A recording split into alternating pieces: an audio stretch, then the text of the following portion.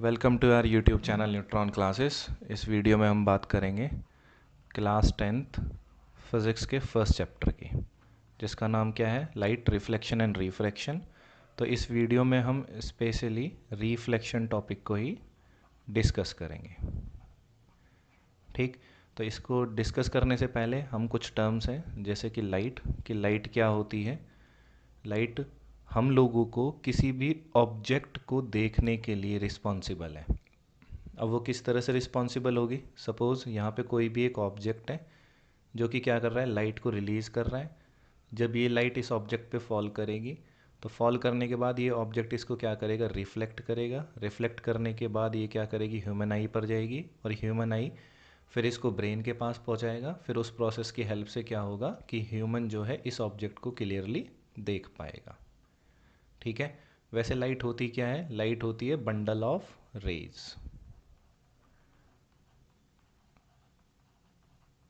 Next topic है हम लोगों के पास, that is reflection of light. Reflection of light का मतलब क्या होता है? Bouncing back of light in the same medium. इसमें क्या होगा कि हम लोगों के पास एक रिफ्लेक्टिंग सरफेस होगी। ये हम लोगों के पास क्या है, एक रिफ्लेक्टिंग सरफेस। रिफ्लेक्टिंग सरफेस के ऊपर लाइट फॉल करेगी।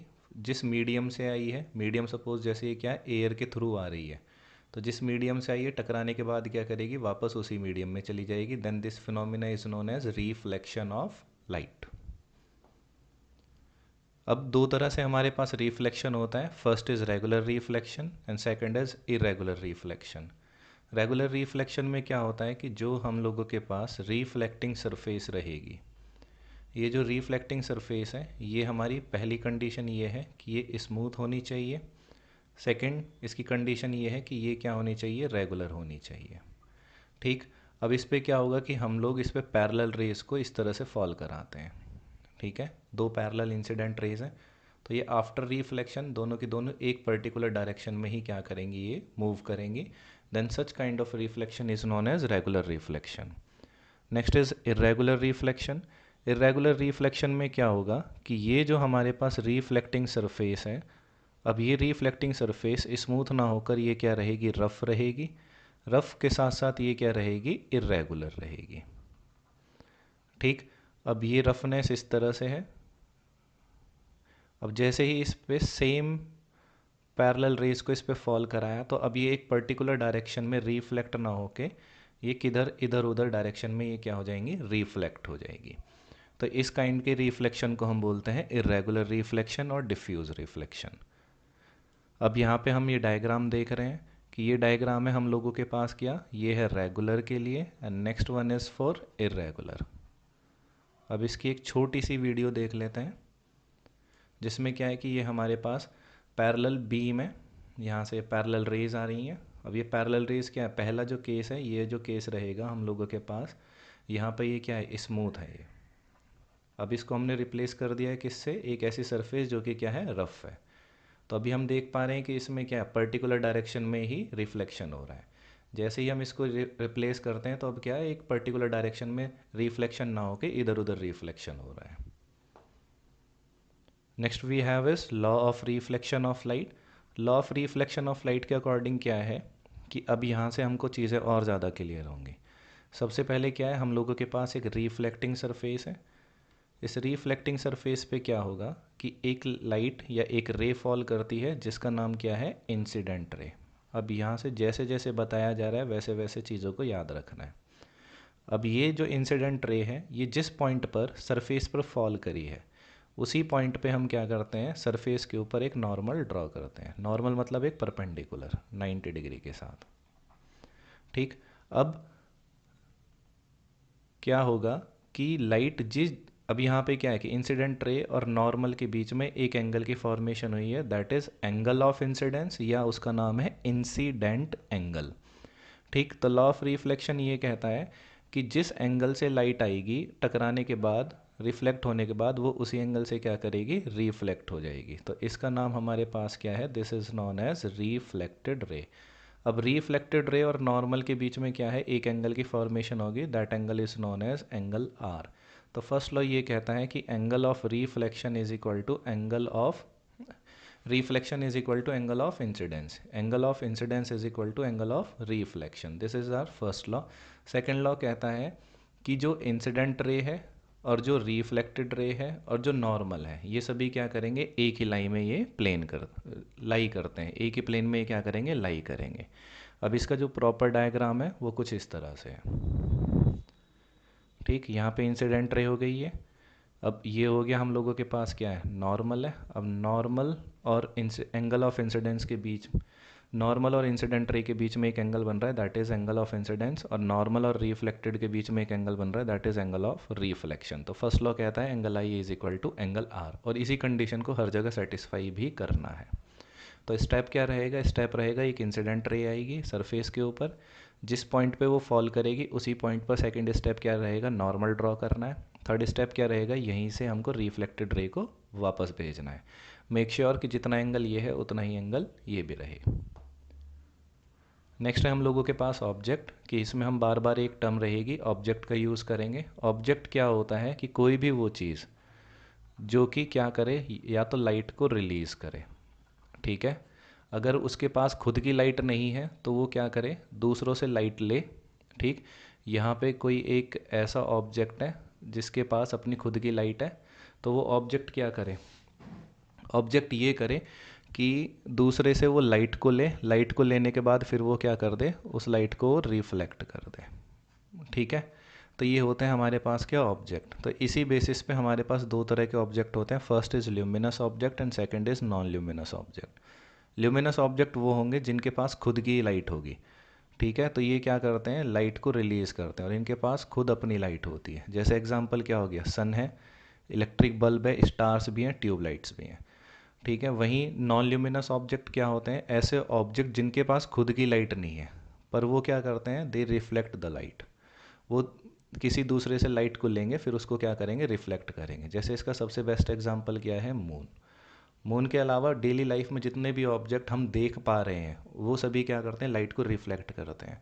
वो लाइट को रिफ्लेक्ट करते हैं, इसी वजह से हम उनको क्या कर पा रहे हैं, देख पा रहे हैं। जैसे अगर हम एक फ्लावर लें, तो फ्लावर के पास अपनी लाइट नहीं है, लेकिन इसने क्या करा है कि सनलाइट को रिफ्लेक्ट किया है, जिसकी वजह से हम लोग इसको देख पा रहे हैं।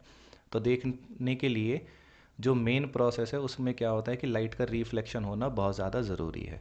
अगर ये फ्लावर इस इनकमिंग लाइट को रिफ्लेक्ट नहीं करेगा, और रिफ्लेक्ट ना करेगा तो क्या करेगा, इसको एब्जॉर्ब करके बैठ जाएगा, तो ये फ्लावर क्या हो जाएगा, इनविजिबल हो जाएगा। Next is image. इमेज क्या होती है, अब कोई भी जो ऑब्जेक्ट है, कोई भी जो ऑब्जेक्ट है, अब उसकी एक इमेज बन के आएगी, ठीक है, हम ये बोलते हैं। तो इमेज होती क्या है, इमेज होती है optical appearance which is produced when light rays coming from an object are reflected.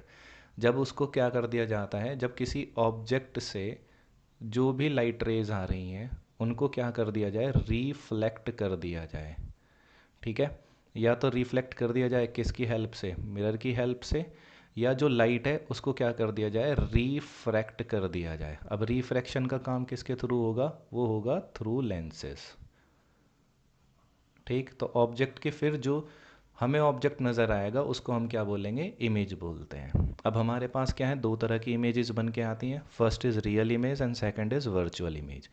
Real image वो इमेज होती हैं जिनको कि हम क्या कर सकते हैं, स्क्रीन के ऊपर देख सकते हैं। स्क्रीन के ऊपर देखने का मतलब क्या हो गया कि जैसे इसका बेस्ट एग्जांपल ये होता है कि हम लोग कहाँ गए, सिनेमा हॉल में गए, ठीक है। या स्कूल में क्या है, हमें प्रोजेक्टर बेस जो टीचिंग हो रही है उसका भी हम एग्जांपल इसमें ले सकते हैं। तो अगर उसमें क्या है कि दोनों में सेम ही चीज़ है, अगर हम यहाँ पे प्रोजेक्टर भी ले लें तो प्रोजेक्टर का ही यूज़ किस में होता है, सिनेमा हॉल में भी होता है। प्रोजेक्टर का यूज़ ही किस में हो रहा है, क्लासरूम में हो रहा है। तो हमारे पास क्या होती है, एक स्क्रीन होती है, उस स्क्रीन के ऊपर ही हम लोगों को क्या है, सारी चीज़ें दिखाई दे जा रही हैं।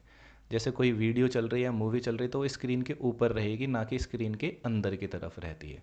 Where as in case of virtual image क्या होता है कि जैसे तुम लोगों के पास है ये मिरर है, इस मिरर में हम यहाँ पर खड़े हैं, तो हमारी जो इमेज है वो क्या बनती है, मिरर के अंदर की तरफ बनती है, ना कि मिरर के ऊपर की साइड बनेगी, ठीक है। ऐसा तो है नहीं कि मिरर के यहाँ पे हमारी इमेज बन रही है बिल्कुल मिरर के ऊपर।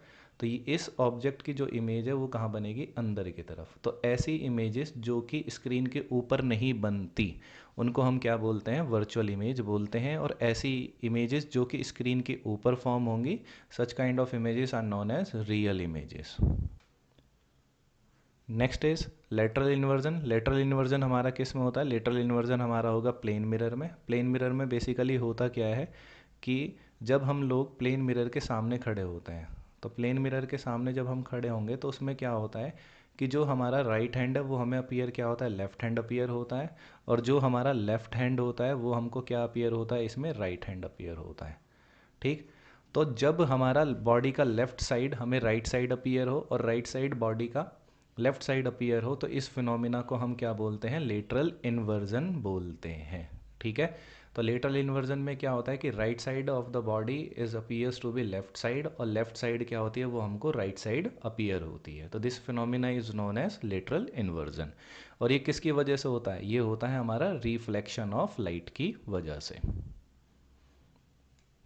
नेक्स्ट आता है हम लोगों के पास कि अब प्लेन मिरर की वजह से जो इमेज की फॉर्मेशन हुई है उसकी क्या क्या कैरेक्टरिस्टिक्स हैं। ठीक। तो सबसे पहले हम देखते हैं कि ये हम लोगों ने बनाया एक प्लेन मिरर। इस प्लेन मिरर को बनाने के बाद यहाँ पे हम खड़े हो गए हैं, ठीक है, और ये बन गई है हमारी इमेज। तो अब इसमें से पहले पॉइंट देखते हैं।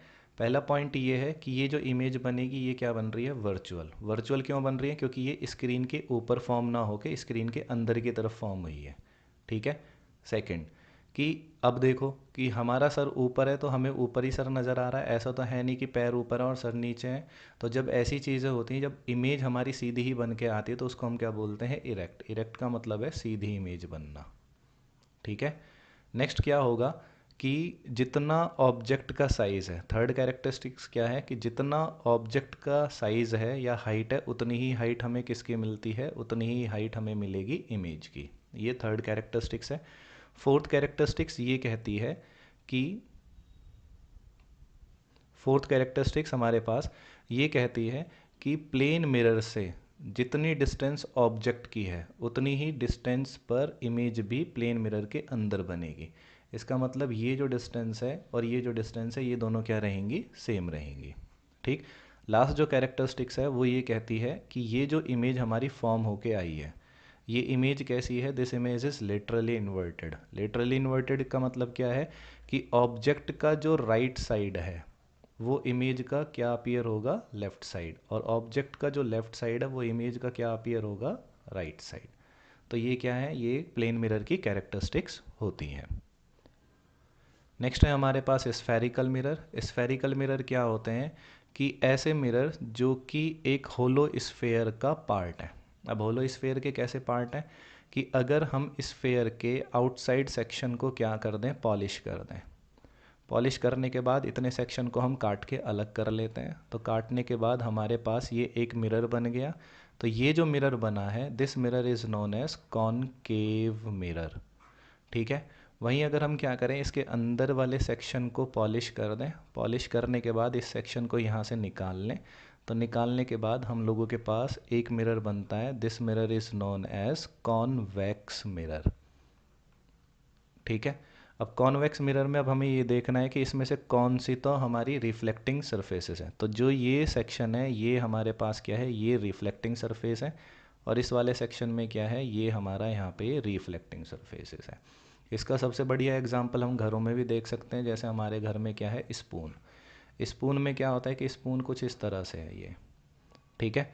तो जब ये स्पून है तो स्पून में क्या होता है कि एक सेक्शन तो ये रहेगा हमारा। ठीक है। हम क्या दोनों तरफ इमेजेस देख सकते हैं। ठीक। तो ये जो सेक्शन है, अगर हम इस मिरर की बात करते हैं, अगर हम मिरर मान लेते हैं, अगर हम इस सेक्शन की बात करें कि यहाँ अगर तुम लोगों को इमेज दिखाई दे रही है इसकी वजह से, तो इसको हम बोलेंगे कॉनकेव, और ये सेक्शन हमारा क्या बन जाएगा, कॉन्वेक्स सेक्शन बन जाएगा। ये कॉन्वेक्स है और ये सेक्शन क्या बन जाएगा हमारा, कॉनकेव। ठीक। नेक्स्ट हम देखते हैं कौन कौन से टर्म्स हैं which are related to the spherical mirror. अब हम लोगों को पता है कि हमारे पास एक स्फेयर था, उसी की हेल्प से हमने स्फेरिकल मिरर की फॉर्मेशन की। तो इस स्फेयर का जो ये सेंटर है, this centre is known as centre of curvature.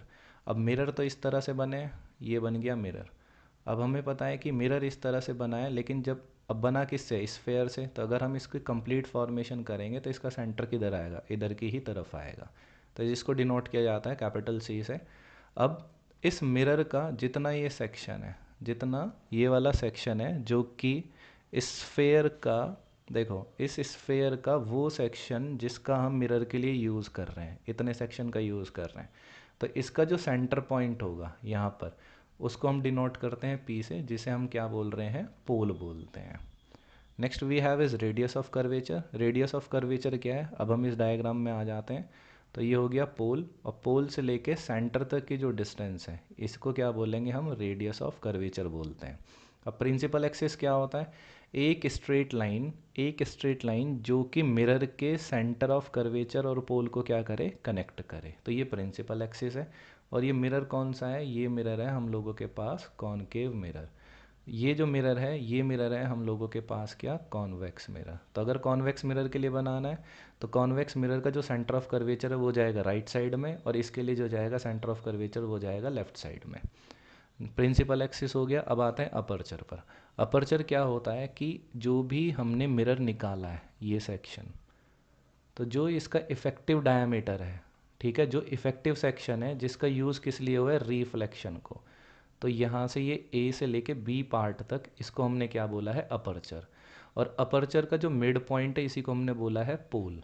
जब इसका कंप्लीट स्फेयर पूरा करेंगे तो इसका सेंटर ऑफ कर्वेचर आएगा इधर। सेंटर ऑफ कर्वेचर और पोल के बीच के डिस्टेंस को बोलते हैं रेडियस ऑफ कर्वेचर। और एक स्ट्रेट लाइन जो कि सेंटर ऑफ कर्वेचर और पोल को कनेक्ट करती है उसे बोलते हैं प्रिंसिपल एक्सिस। इन शॉर्ट ये सारा कुछ ये है, ठीक। फिर हम लोगों को इसमें एक रिलेशन भी याद रखना पड़ेगा आगे जा के, ठीक है, वो हम देखते हैं अभी। अब नेक्स्ट है हमारे पास प्रिंसिपल फोकस। अब प्रिंसिपल फोकस को ध्यान से सुनना है कि ये क्या होता है स्फेरिकल मिरर के लिए। तो सबसे पहले हम डिस्कस कर रहे हैं फॉर कॉनकेव मिरर। तो अगर हम कॉनकेव मिरर के लिए बात करें तो सबसे पहले हमने बनाया कॉनकेव मिरर। इस सेक्शन को हमने रिफ्लेक्टिंग सरफेस बना दिया है और इसको हमने बोला है अपर्चर। अपर्चर का जो मिड पॉइंट होता है उसको बोलते हैं पोल। इधर आ गया इसका सेंटर ऑफ कर्वेचर, एक स्ट्रेट लाइन जो कि सेंटर ऑफ कर्वेचर और पोल को कनेक्ट करे उसको हमने बोला है प्रिंसिपल एक्सिस। अब प्रिंसिपल फोकस क्या होता है, प्रिंसिपल फोकस ये होता है कि जब भी हमारी लाइट रेज, ध्यान से सुनेंगे, जब भी हमारी लाइट रेज, ये light rays which is parallel to the principal axis, ठीक है, वो स्ट्राइक करती है कहाँ पर, स्ट्राइक करेगी सरफेस के ऊपर मिरर पर, तो टकराने के बाद वो इस पॉइंट से निकल गई, ठीक है। नेक्स्ट एक और हमारे पास इंसिडेंट रे आई, ये भी अगेन क्या है, पैरेलल है प्रिंसिपल एक्सिस, टकराने के बाद कहाँ से निकल गई, यहाँ से निकल गई, ठीक। तो जिस पॉइंट पर parallel rays after reflection meet करती हैं उस पॉइंट को हम बोलते हैं क्या, प्रिंसिपल फोकस। तो ये जो डायग्राम है, ये डायग्राम किसके लिए है, ये है कॉनकेव मिरर के लिए। वहीं अगर हम बात करें किसके लिए, कॉन्वेक्स मिरर के लिए, तो अगर हम कॉन्वेक्स मिरर की बात करते हैं तो सबसे पहले हमने बनाया ये कॉन्वेक्स मिरर। ये हो गया इसका क्या, अपर्चर सारा। अपर्चर का मिड पॉइंट हो गया पोल, इसका सेंटर ऑफ कर्वेचर गया इधर, एक स्ट्रेट लाइन जो कि पोल और सेंटर ऑफ कर्वेचर को कनेक्ट करेगी उसका नाम हो गया हमारे पास प्रिंसिपल एक्सिस। अब क्या हुआ कि कुछ पैरेलल रेज आएंगी, ये आई पैरेलल रेज, ठीक है, टकराने के बाद ये इस तरह से निकल जाएगी इस बार, ठीक। यहाँ से ये पैरेलल रेज आई, स्ट्राइक यानी कि रिफ्लेक्ट होने के बाद इस तरह से निकल जाएंगी। अब पीछे की तरफ क्या करेंगे, इनको हमने प्रोपोगेट किया, एक्सटेंड किया, यहाँ से पीछे की तरफ इनको एक्सटेंड किया। एक्सटेंड करने के बाद जिस पॉइंट पर ये मीट कर रही है that point is known as principal focus, ठीक है। अब हमें याद रखना है कि यहाँ पर जो प्रिंसिपल फोकस रहेगा फॉर कॉनकेव वो रहेगा हमारा क्या, रियल, ठीक है। और यहाँ पर जो प्रिंसिपल फोकस रहेगा वो हमारा क्या रहेगा, वर्चुअल, ठीक है। अब ये वर्चुअल रहेगा क्योंकि इमेज कहाँ बनेगी, इसके अंदर की तरफ बन रही है, तो ये वर्चुअल हो गया। और ये क्या रहेगा हमारा, ये रियल बनेगा क्योंकि इमेज कहाँ बनेगी, इसके स्क्रीन पर ही बनती आएगी। तो रियल फोकस रहेगा और ये क्या रहेगा, वर्चुअल फोकस रहेगा। अभी आगे देखेंगे जब हम टर्मिनोलॉजी यूज़ करेंगे तो किसकी फोकस को पॉजिटिव रखना और किसकी फोकस को नेगेटिव रखना है। तो ये हम एक बार अभी लेके चलते हैं कि ये जो फोकस रहेगा यहाँ पर फोकस रहेगा नेगेटिव, और यहाँ का जो फोकस रहेगा उसको हम कंसिडर करेंगे क्या, पॉजिटिव। क्यों नेगेटिव कंसिडर किया और क्यों पॉजिटिव कंसिडर किया है ये हम आगे आने वाले टाइम में भी देखेंगे अभी। नेक्स्ट है हमारे पास, ये बहुत ही ज़्यादा इम्पॉर्टेंट है कि इमेज जो भी फॉर्म होगी स्फेरिकल मिरर की हेल्प से, उसके क्या क्या रूल्स हैं। तो पहला रूल ये कहता है, फर्स्ट रूल ये कहता है कि कोई भी रे जो कि पैरेलल है किसके, प्रिंसिपल एक्सिस। तो देखो यहाँ पे ये पोल हो गया, ये हो गया सेंटर ऑफ कर्वेचर, ये हो गया प्रिंसिपल एक्सिस। अब प्रिंसिपल एक्सिस के ये आ रही है हमारे पास क्या है, एक इंसिडेंट रे। ये जो रे है ये प्रिंसिपल एक्सिस के क्या है, पैरेलल। तो फर्स्ट लॉ ये कहता है कि कोई भी रे जो कि पैरेलल है प्रिंसिपल एक्सिस के, वो टकराने के बाद किस पॉइंट से पास होगी, वो होगी फोकस से पास। ठीक है। सेम वे में ये जो मिरर है, ये मिरर है हम लोगों के पास क्या, कॉन्वेक्स। तो कॉन्वेक्स मिरर के लिए भी सेम कंडीशन चलेगी, कोई भी रे जो कि पैरेलल है प्रिंसिपल एक्सिस के, स्ट्राइक या रिफ्लेक्ट करने के बाद किस पॉइंट से पास होगी, वो होगी फोकस से। लेकिन यहाँ पर ये इस तरह से चली जाएगी, फिर हम बाद में क्या करेंगे, इस लाइन को पीछे की तरफ एक्सटेंड कर देते हैं। ठीक। अब इसमें अगर हम देखो, इसमें एक और डॉटेड लाइन है, ये जो डॉटेड लाइन है ये क्यों है और क्या है। तो अगर हम लोगों को याद हो तो हमें पता था कि कोई भी रिफ्लेक्टिंग सरफेस है तो पहले उस पर एक इंसिडेंट लाइट आएगी। जब इंसिडेंट लाइट रे उस पर फॉल करेगी तो जिस पॉइंट पे वो फॉल करी है उसी पे हम क्या करते हैं, नॉर्मल ड्रॉ करते हैं। ठीक है। तो ये क्या था कि यहाँ से एक इंसिडेंट लाइट आई, ये आई इंसिडेंट लाइट, ये इस पॉइंट पे फॉल कर गई, तो इसी पॉइंट पे हम क्या करते हैं, एक नॉर्मल को ड्रॉ करते हैं। अब इंपॉर्टेंट चीज़ ये है कि ये जो नॉर्मल है इन केस ऑफ स्फेरिकल मिरर हमेशा पास कहाँ से करेगा, ये हमेशा पास करेगा सेंटर ऑफ कर्वेचर से ही इसको पास करना है। ठीक है। तो लॉ ऑफ रिफ्लेक्शन को भी यहाँ पे क्या कराना है, सेटिस्फाई कराना है। दैट इज़ कि एंगल ऑफ इंसिडेंट आई की वैल्यू हमेशा किसके बराबर रहेगी, आर के बराबर। तो एंगल आई और एंगल आर क्या होने चाहिए, दोनों बराबर रहने चाहिए। तो फर्स्ट लॉ हो गया। फर्स्ट लॉ कहता है कि कोई भी रे जो कि पैरेलल है प्रिंसिपल एक्सिस के, आफ्टर रिफ्लेक्शन वो पास कहाँ से करेगी, प्रिंसिपल फोकस से। सेकेंड लॉ क्या कहता है, सेकेंड लॉ ये कहता है कि कोई भी रे जो कि प्रिंसिपल फोकस से पास करती है तो after reflection will become parallel to the principal axis. तो प्रिंसिपल एक्सिस के क्या हो जाएगी, वो पैरेलल हो जाएगी। ठीक है। तो ये था हमारे पास क्या, कॉनकेव, और ये क्या है, कॉन्वेक्स। तो देखो यहाँ से फोकस की तरफ आ रही है, टकराने के बाद कैसी हो गई है, वो इस तरह से हो गई है। तो विल बिकम पैरेलल। अब इसको एग्जाम में एक एक नंबर के क्वेश्चन में भी देता है कि वो रे डायग्राम को कंप्लीट करा लेता है। कैसे कि इस बार वो डायग्राम को देखो ऐसे दे देगा, डॉटेड तो देगा नहीं। ठीक।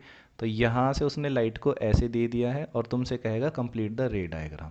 तो तुमको पता है कि ये फोकस की तरफ जा रही है, तो फोकस की तरफ अगर लाइट जा रही है तो इसका मतलब क्या है कि फोकस यहाँ पे तो जाएगी नहीं, लेकिन जा रही है इस तरफ, तो after reflection will become parallel to the principal axis. तो इसका ये रे डायग्राम इस तरह से हो जाएगा।